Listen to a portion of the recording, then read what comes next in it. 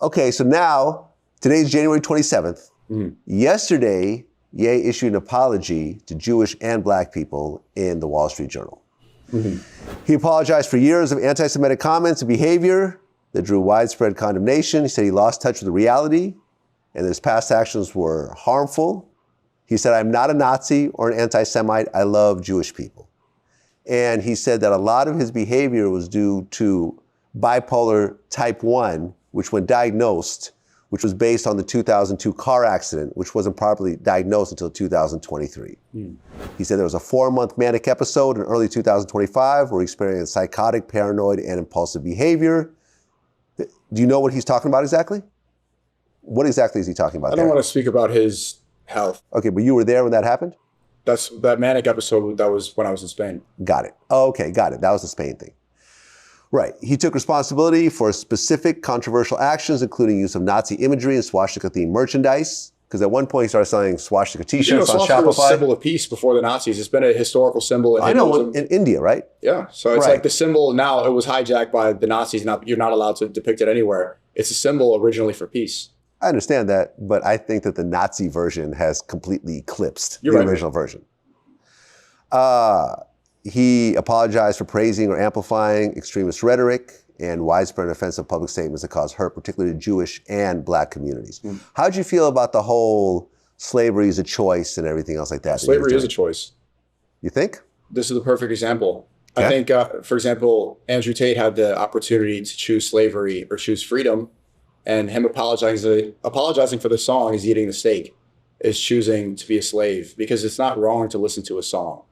It's not incorrect to enjoy music that you think is good. Right. I'm not talking about... That's a form of slavery. I understand a general version of slavery, but the specific slavery that was happening in America, I don't think was a choice. My dad's from Haiti, right? Right. That was the first country to protest against, to actually overthrow the slave masters. I come from a nation that rebelled against slavery. Right. They killed the slave masters. They freed themselves. Yes. They decided that this was a choice, that they could band together and they can get rid of their slave masters and they can be free. Obviously, you can debate now whether they are free.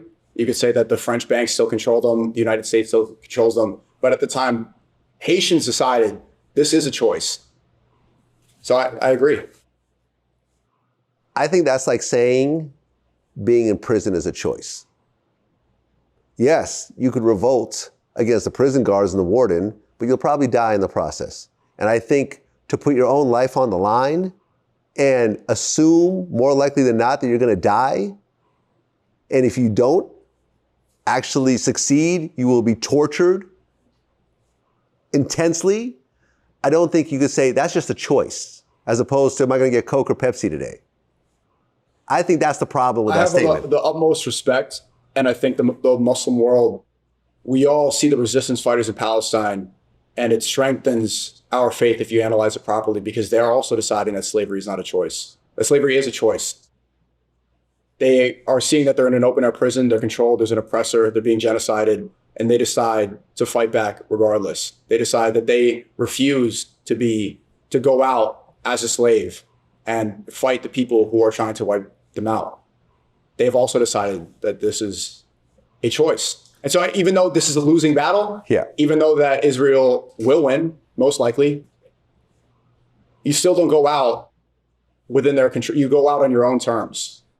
You're talking about a whole country of people? No, I'm talking about the resistance fighters. Like Yahya Sinwar. No, but you're talking about a group of people from an entire country that communicate with each other, that have support from other countries like Iran and so forth, that could actually band together, who have access to weapons, who have access to missiles, who have access to all types of guns and so forth, as opposed to a plantation with a dozen slaves who can't read, can't write, are isolated from their own culture.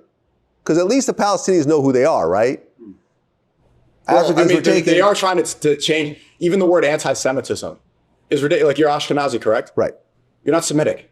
So they say, oh, this song is anti-Semitic. Wait, who are the real Semites? It's the Palestinians. This is why DNA tests are not allowed in Israel, because you find out these people are not indigenous to the Middle East at all. I actually have Middle Eastern blood. Like I actually sure, took a lot DNA test. Some do. I have like a large chunk of me is Bedouin, so I actually am but you from understand that that most Israeli people like Benjamin Netanyahu are ethnically from Poland or Ukraine. Right. These people are not Semitic, and so now they're even trying to change. They're trying the same mind control that they tried on the slaves. I got it. And to forget where you're really from. The real Semites are the Palestinians. The word anti-Semitic doesn't make sense. The reason they say anti-Semitic and not anti-Jewish is another form of slave. If they said anti-Jewish, then people would look into it. Anti-Semitic is to reinforce that the homeland is Israel. Listen, the whole concept of who's a Jew and who's not a Jew, and oh, you're only a Jew if your mother is a Jew and not your father. A lot of this stuff is stupid. A lot of this stuff is silly. Well, that's your religion. I don't agree with it. And I'm Jewish myself. Then you don't agree with Judaism. I don't agree with certain parts of Judaism. But at the end of the day, I agree with everything in Islam. Okay. And I respect you for it. Thank you. I respect you for it.